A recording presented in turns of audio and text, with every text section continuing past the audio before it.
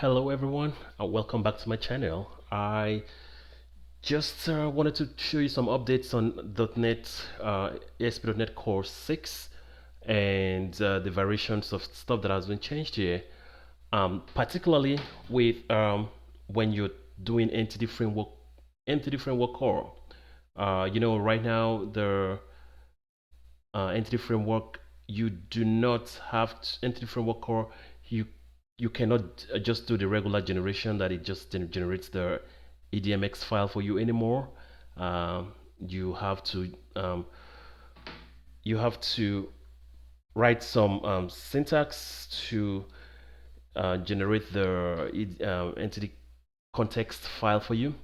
But that's not the problem. That's not the problem. That's not the reason why I'm doing this video. The reason why I'm doing this video is because from ASP.NET Core 6, there's been a change in how the program starts up. So you could see from, if I could make this a little bigger so you could see, if you could see from here, there's no more startup file. Usually we go in there and do the startup file, and then we go in there and do the um, bootstrap, whatever contexts, database context that you're going to be using, and that will read from usually read the connection string from the app settings. It's going to read it from here usually, and then it's going to bootstrap in the startup file. Now there is no more startup file, and a lot of people are confused now about this. So this video is going to try to explain how to set up your entity framework core in this new .NET ASP.NET Core 6 environment without the startup file. I'm just strictly going to do that, and then I'll just show you how to consume that with an API, and so you could see that. So the first thing I'm going to do is to try to show you what the program file looks like now. So the program file looks like, you could see that these things were actually in the startup file before now, but everything now is in the program file right there. So it's builder, and then the builder.services.add controller, and add swagger, add, that's just what you're going to be doing right now. And then it's going to build, bootstrap everything and build the whole of the services that you've indicated that you're going to be using. So I'll be showing you how to quickly set up quickly you have a database that is already existing. Perfect. So this is going to be a database first approach. So I already have this database that I'm going to play with right here. I'm going to show you. So I have this database. I think I used it in my previous tutorial, my ASP.NET AP, RESTful API tutorial. I have this employee management right here, database, and I'm just going to use, and I'm just going to bring this over to .NET, and we'll be testing one of the tables here just to make sure that it's working. And yeah, so let's go ahead and start this so I don't waste your time. All right. Okay, first things first, we need to write the syntax that will bring the tables, generate the tables into .NET, yes, into this place right here. And there's a code that you can use for that. We already have a database that is existing. This is for database that is existing, okay? So you don't get confused. Let me see if the database, this employee DB, this is what I'm looking out for. Employee DB. Why are the tables not coming up?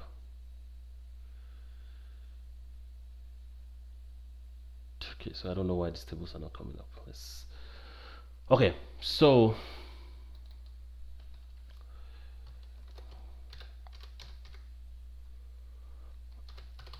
one second, employee management.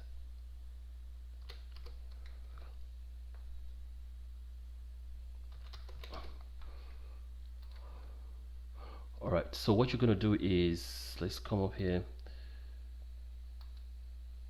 and let's go to tools, and then you bring up the package manager console. Okay, bring up this.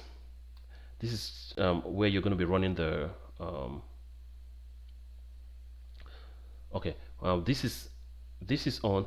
Now we need to run the command that will generate the tables or the classes in .NET right here. So we have these tables here. This is not coming up. I don't know why. I'm not sure why it's not coming up. So let's connect again. We have the table. Okay, there you go. So we have the tables here, and I need to get the tables.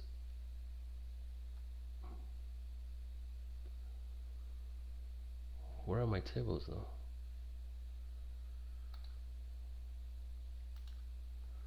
Let's refresh this real quick. Okay, so let's go back to tables. It's not coming up. All right, there you go. These are my tables, right? I have all these tables. Let's assume I'm just trying to uh, get employee table. I'm just going to write um, a script that would import this into ASP.NET into our project. Okay, so I have this guy and I have only one record in there. Okay, so to do that, you have just one scaffolding script. So you have to scaffold. So actually, let's go directly to the code. So we have to scaffold, and I'm gonna paste this guy.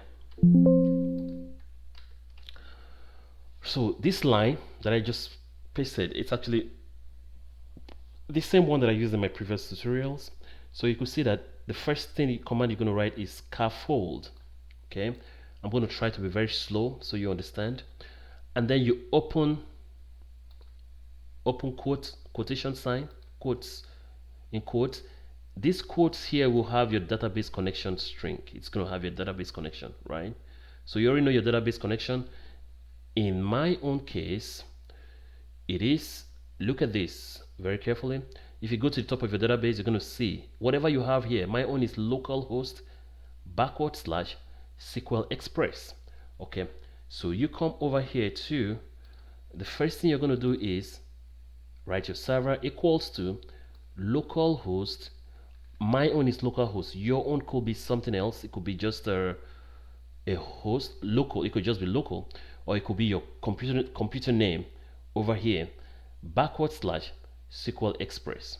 Okay, now if you are having like a connected server, let's say you're connecting, this database is connecting to a server or to uh, something that is hosted by your company somewhere, that is going to be like the server name is going to be here. Okay, for me it's a localhost / SQL Express because it's my local environment. And then you're going to give the database name. The database is employee management. You can see here again, let's go back. The database here is employee management right here. You could see it right there, employee management, this one right here. Okay, and then the next thing you're going to add is trusted connection. That is because I'm running locally. If you're running on a server, you may not have to put this one. Trusted connection is equal to true. If you're running locally, you put this too, and then you put your semicolon, and of course you close the open quotation mark. And then the next thing is you do the Microsoft EntityFrameworkCore .SQL server. Okay, do that. Now this output directory, this is output directory. So you do minus output dir, output directory. What this means is you want whatever the tables that's going to be generated to be in this folder. This is a folder that's going to be generated on this place right here. In this place, it's going to be under one of these guys here. So whatever, if you could decide to call it just models and remove that database, or you could say that DB models, but whatever name you put here will definitely appear here too. So that's that. And before we go ahead and do that, there are a few installations that we need to do, because this is EntityFrameworkCore, right? And then we need to bring in EntityFrameworkCore for SQL in here. Otherwise, we're going to be running into some problems. I remember I ran into some problems some time back that I was doing this, and it took me a little bit of time to realize that I missed some installations and some packages. So we should um, we should go ahead and install all those packages. And where do you install the packages usually? It's supposed to appear under dependencies, packages, right there. Right now there is no much packages here. We don't have too much of packages here, so we are obviously missing Entity Framework Core and the related packages that are coming with Entity Framework Core. As you can see, we don't have Entity Framework Core here, and this video is to teach you how to implement Entity Framework Core in the new .NET 6.0 that is missing the startup file, because a lot of people are used to how we used to do it with the startup file. Well, now there's no startup file anymore. How do you implement it? That is what I'm trying to teach you right here. Okay, so let's go install these guys. So you right click on the dependencies, you go to NuGet, manage NuGet packages, and it's going to come up. And no, I want to browse. So I'm going to install, the first thing I'm going to install is the Entity Framework Core. Okay, so I'm going to type Entity Framework Core. I should be seeing it right now.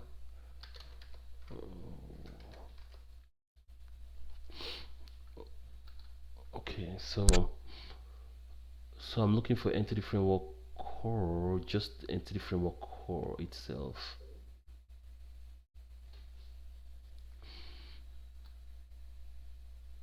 Sometimes you kind of, it is, yeah, it's right here. So you could see that the downloads is over 500,000,000 downloads. So it's highly used, right? So you click that. I'm going to install it, and we have to install Entity Framework Core.SQL Server 2. So that's another package we're going to install as well. So take note, the first one is Entity Framework Core. Okay, so we're looking for another one, is the server one, this one. So this is the second one that you have to install. So take note of this as well, okay? The second one I'm installing. Excuse me. So we're installing Entity Framework Core.SQL Server, a second one as well. And then there's the final one that we need to install. It is the Entity Framework Core.Tools. If you don't install that third one, Entity Framework Core.Tools, you will not be able to generate these tables using Entity Framework. You're going to be having some errors. So these three are very important. So the next one is this one, Entity Framework Core.Tools. So I'm installing the final one, and we should be able to generate the tables using okay.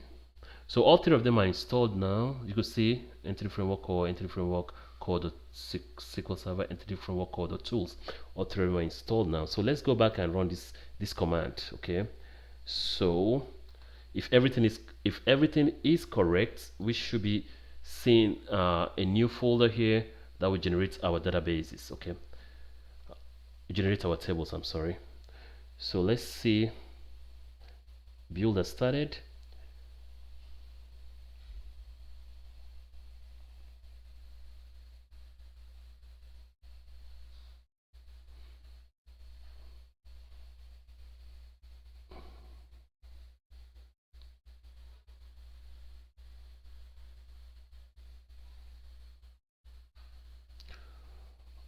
We have an error here. Connection was successfully established with server, but then an error occurred during the login process. Okay. SSL provider error. The certificate chain was issued by an authority that is not trusted. Okay, so let's figure this out. Let me fix this. Alright, welcome back. So after a very long time of trying to fix that error, I went back and regenerated my databases again on my database tables here, and I tried it again and it worked. So I'm not too sure why the error came up, but So yeah, I had to take it's some steps that are not they're not related to C sharp and programming to fix that. So let me know if you have that error in the comment section. But I'm not sure where the error came up. But after all said and done, I was able to run it again, and the the databases and the tables actually got um, got generated right here. And if you see that the table name is employee management table, employee management, right? So it's going to generate all the tables in here, all the tables in here. There are 5 tables in there, and we got it generated right here, right here. But then it added one more class for you. This is like the context class, the DB context class. Okay, this is where it kind of bootstrap the whole and databases tables with C# classes and the connection itself. Okay, so the first thing you're going to do is to get your connection string and put it here like this, like this. So in your app settings, put your connection string like this. This is normal. This is like this is still like the previous one, right? The previous one was like this as well. So put it right there, and the connection is this, which is the same connection that we ran before on the script. Okay, same thing that we ran in the script. So this right here, the connection string that I showed you that time, connection string. Okay. Now, once you got that in, the biggest problem that we're facing now is that there's no startup file. So, but how do you still run your Entity Framework Core without the startup file? So this is the reason why I'm trying to show you a simple way you could quickly do it without even trying to break your head or get confused and all of that. So this everything I'm trying to teach you boils down to this now. Okay, so if you go into your employee management DB context, it could be your, you named it something else, well, whatever context you named it as. So you come in here, so it's going to generate all of this for you. All of this will be generated for you. All of this will be generated for you, and including this unconfiguring file. So everything will, so when you try to connect the database, it's going to try to hit this DB context file, and then it's going to call this unconfiguring void method here, and this is where you have to configure the whole thing. So look at this piece of code. All right, this is the piece of code that you need. This is the magic that you need, the magic piece of code that you need. So I'm gonna be here for a little bit. I'm going to zoom a little bit in so you could see. Let's zoom a little bit in so you see better. Okay, so I'm pretty sure you can see better now. It's clearer, right? So this is the magic code. So without the startup file, if you're able to generate the the models of the tables, and you're trying to connect to your database now without the startup file, let's say you have program, so just do this. Okay, all you need to do is this.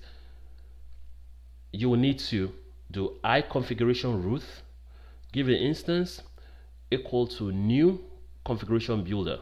Okay, this is the first one, right? Then dot, I like to break it down. So you do dot set base path. So this is the path that is going to look for it. It's going to look for a file, and it's going to be looking for the app settings or JSON file. Dot add JSON file. So you add a JSON file, and this is the JSON file that we have here. Where is that? Just this one is this JSON file here that we have here. So you already have this, right? It's going to look for this, and it's going to get this file, and then you're going to use this option builder that you have in this method. By the way, this method, this unconfiguring method is already auto-generated for you. So you're not the one that will write this method. You're not the one that will write this as well.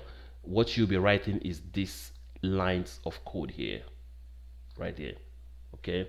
By default, if you come in here, by default, Entity Framework is going to generate the connection string here for you in here. The problem is you don't want Entity Framework to generate the connection string in there because it could expose, like you see, read this, to protect potentially sensitive information. Your connection string should be moved out of source code. So you need to move it away from source code and keep it in the app settings. That is what we've done right now. It is in the app settings. As you can see, connection string is in the app settings. Now, the problem is, how do you read the connection string from the app settings? Exactly what we are trying to do right here. So once you add this line of code and you read in this app settings, now you're going to use the option builder that is here, .use SQL server. Then you're going to pass this configuration that we have here, .get connection string, and then our connection string name is db. Let me just take a quick look. db connection. You see, pass this guy here, pass this connection string name here into this option here, and that is all you have to do. Really, this is all you have to do, and you'll be able to connect to your database in the new ASP.NET Core 6, connecting to EntityFrameworkCore database first approach. So a lot of times, like, database first approach, you already have the database, you're just trying to use it, and you're using EntityFrameworkCore 6. It could be a little confusing. This is the path that you're going to take. The first thing, let's summarize the first thing you're going to do. The first thing you're going to do is to run that script that we ran. Let me show you. I already have it. I think I have it here already. I'm going to show you. I put it in a notepad. Okay, so the first thing you're going to do is run this script here. This script. Okay, I already explained what the script is doing. Okay, once you run this script, okay, that's that. But there's a second thing. What if you made an update? Okay, some people ask me, I've seen a lot of people ask me, what if you make an update to your database and you need to regenerate the connections and the tables again in .NET? So you're going to use this one instead. So as you can see, it's the same thing. Well, hold on, let me make sure that the tables are the same here. As you can see, it's the same thing, everything is the same, but you just have to do the dash force. That will force an update. If you put the dash force, it will force an update, and your tables will remain the same, but the database tables, your tables in C# will remain the same, but the database tables that you change, the updated ones, will update in C#. So let's say you update a column. If you do this now for a second time, it's going to update that table in C# with the new columns, or the columns that you dropped, or whatever update you did. So this is for update. This second line is for update. Just for those of you that are asking for about update, that's what you do. So that's that. First thing, run the script. Okay. Second, okay, before you run the script, make sure to get these packages, install these 3 packages: EntityFrameworkCore, EntityFrameworkCore.SQL Server, EntityFrameworkCore.Tools. Install this guy, and then second thing, run these packages. Okay. The third thing that you're going to do, number three thing you're going to do is go to app settings.json, put in your connection string like this. Okay, put in your connection string like that. My server name is localhost / SQL server. Your server name might be different. Okay, your server name could be just local / SQL server, or it could be your computer name / SQL server, or it could be your actual server. Like you guys have a server in your company, the server here, you put it here, and all of that. Okay, now the fourth thing, and I think the final thing that you got to do, is to go into the context.cs class, and see this. You can pause the video and write this down, write this code here, and then when you finish writing this code, use the builder option .use SQL server, and then use this configuration that you did here and get connection string, and it's going to pull the connection string from the app settings, and then you're done. Now, how do I use this? You could use it like anyhow, like how you use, like, just make a new instance of the DB context and you can use it. Okay, for me, I decided to use it like an employee. I had an interface and I'm using employee methods here. So as you can see, I'm just using a using statement here. If you know C# programming, I'm using a using statement here. Employee DB context, right? Employee DB context, that DB context that we have, right? I'm just making a new instance of employee DB context, which is this guy. Let me show you again just so we don't get confused. It's this guy here. So I'm making a new instance of this right here, and this will go ahead and configure everything on inside this onConfiguring method. And then I'm just doing a normal entity DB get employees and all of that. Get db.employees.toList, and then I'm getting employees, and I'm just calling them in an API. Let me show you the API I'm calling this employee controller right here inside this API right here, and I'm just calling it right there. So let's see how it works, just so you know that it works for real. I'm going to run this code, and I'm really hoping that this video was going to be for 30 minutes, and I'm really it looks like we can get it to 30 minutes, but let's see. We can get it 30 minutes less or just on 30 minutes mark. Okay, so I'm running that, and